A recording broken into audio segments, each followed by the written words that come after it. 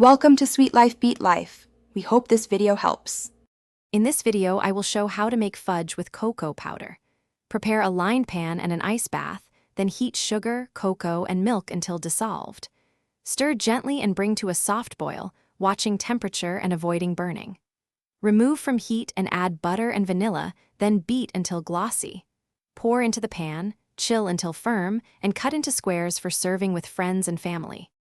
Gather simple ingredients and the right tools to keep the process stress-free and reliable.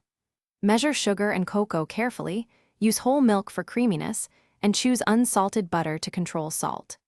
A heavy saucepan distributes heat evenly, and a candy thermometer takes the guesswork out of reaching the correct stage.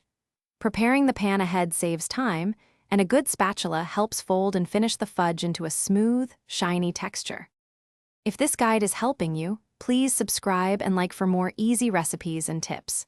Quick recommendation: life's too short for cheap socks. Go darn tough with a lifetime warranty for comfort while you bake. They hold up through baking marathons and make a funny, useful gift. Check the description for the link and other deals, grab a pair if you want, and now let's get back to the video. Start by whisking cocoa and sugar into milk over medium heat until the mixture is smooth and steaming. Increase heat to reach the soft ball stage, then remove from heat and let it cool a bit so it stops bubbling. Add butter and vanilla, then beat by hand or mixer until the fudge becomes glossy and thick but still pourable. Pour into the lined pan, press out air bubbles, and chill until set before slicing.